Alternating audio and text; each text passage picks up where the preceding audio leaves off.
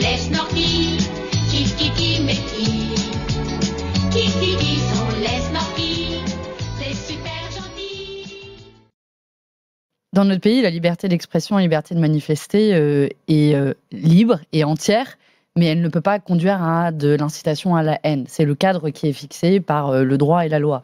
Et je constate qu'aujourd'hui, on vit quand même dans un pays où des manifestations d'extrême droite, qui sont un danger pour l'ordre public, une partie d'entre elles sont autorisées, la semaine dernière aussi, le week-end dernier, dans Paris, alors que des casserolades pour accueillir le gouvernement et protester contre la réforme des retraites, qui ne nuit absolument pas à l'ordre public, mais vise à démontrer une opposition à la réforme des retraites, elles sont la plupart du temps refusées et interdites.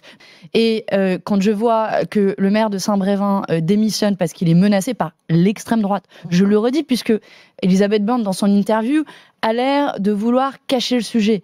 Pire, non seulement elle ne nomme pas les raisons de la démission du maire de Saint-Brévin, mais en plus, elle donne de nouveau un brevet de respectabilité à l'extrême droite. Dans son interview de ce matin dans le JDD, elle va quand même jusqu'à dire, j'ai pris sa citation exacte, elle note que Marine Le Pen et le Rassemblement national respectent les formes, contrairement à la France insoumise.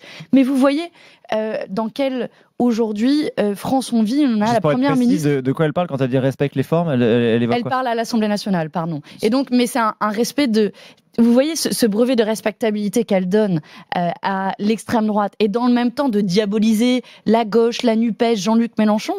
À la fin, vous devenez simplement le marche-pied de l'extrême droite, et c'est le jeu dangereux auquel joue ce gouvernement. Si on revient au sujet, vous soutenez la décision de Gérald Darmanin, en tout cas d'interdire systématiquement ces manifestations. En tout cas, je soutiens que systématiquement la justice puisse faire son travail et interdire toutes les manifestations de l'extrême droite qui sont dangereuses.